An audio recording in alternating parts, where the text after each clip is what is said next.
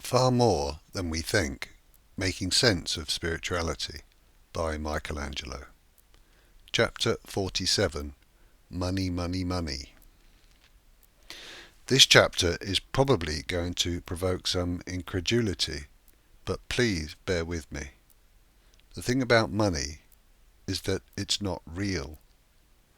Money is an artificial construct invented by humankind. The saying goes that money does not grow on trees, and that is precisely the point. Money is not a natural resource. There's no shortage of money because we made it all up in the first place. Our cultures and societies are obsessed with money, but it's an illusory system that produces a gross distortion of reality. Human beings envy each other, exploit each other, and even kill each other because of something that does not actually exist. The belief in money is so ingrained in our collective thinking that to question it is cultural heresy. Yet I find myself doing exactly that. Money is losing its obsessive quality for me because I now see it for what it really is. Money is the currency of ego. I write these words as an accountant who has enjoyed the fruits of a successful career as a finance director of public companies. I lived my life at the heart of the capitalist economic system. I acknowledge that I am biting the hand that used to feed me, and this may be seen as hypocritical, but for me it's simply a case of a broader perspective. I undertook my career in a state of spiritual unconsciousness, and my ambition was driven by fear-based ego. But it's not like that today. I've completely changed my views as a result of my spiritual growth. I can still enjoy what money can provide for me, but it's not the measure of my life. I'm no longer a slave to money. Before the existence of money, a person would exchange a surplus of agricultural produce or some other natural resource for items of perceived equal value. This simple concept provided the basis for barter, which led to local markets and then systems of tokens that facilitated the easy exchange of goods and services. These systems of tokens then became standardized in local areas and became the accepted currency of exchange. This then evolved into coinage. Paper money was introduced much later as promissory notes that could be converted into a fixed amount of coinage. Local currencies gradually amalgamated and became regional and then national and then international. This process continues to this day as more countries join the euro, for example. So the banknotes in our pockets simply represent coinage that can be exchanged for goods and services. The money is of no intrinsic value in itself. It's simply a method of exchange. These days we are one step removed from banknotes, with money being held digitally in bank accounts and the majority of trade taking place electronically. Our money is a bunch of digits in an obscure computer somewhere. It's not real. All we really have is the ability to exchange things with each other. The distinction between natural resources and man-made items tends to get a bit lost these days in the frenzy of buying and selling. In truth, though, everything is ultimately comprised of natural resources, and the degree of fabrication is just the addition of human crafting to base materials. Everything is either totally natural or a product of natural resources and human services. We also tend to overlook that everything is ultimately recycled. Even burning something is simply the act of turning the underlying energy back into a different form. Nothing ever disappears from the universe because it just changes form. This basic understanding of goods and chattels raises the important question of ownership.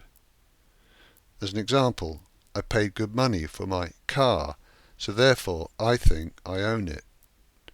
In reality, the car is a combination of natural resources and human craftsmanship, and its constituent parts will long outlive my physical life. The parts of my car will exist, in one form or another, forever, yet I think I own it. I can't take it with me when I die, yet I still think I own it, because I could leave it to my next of kin. The trouble is, he would not own it either, because the parts would outlive him too. We are simply temporary custodians of the things we have in our lives. We do not own the natural resources of the universe, and we do not own any constituent part of it, whatever any man-made law may try to tell us. We're born with nothing, we effectively own nothing during our lifetimes, and we die with nothing. This is the shocking truth that very few ever realize. There is nothing to own. All we really have is our experience of life on a moment-to-moment basis. Nothing else really matters. We are working our socks off and stressing ourselves out in order to make artificial money so that we can supposedly own things that we can never actually own. We want to own things to indulge ourselves, or because we perceive lack and want to selfishly protect ourselves and feel safe and secure. This is the ego's mistaken view of the world. Ownership is unnecessary because there is no real lack.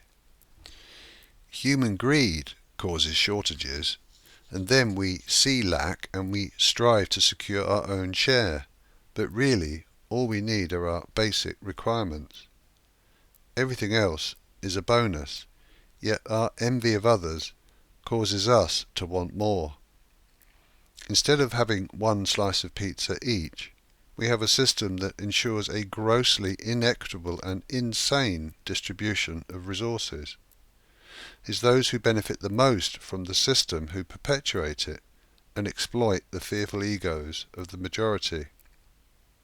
We can't blame those at the top of the food chain, though, because they themselves are operating from ego too.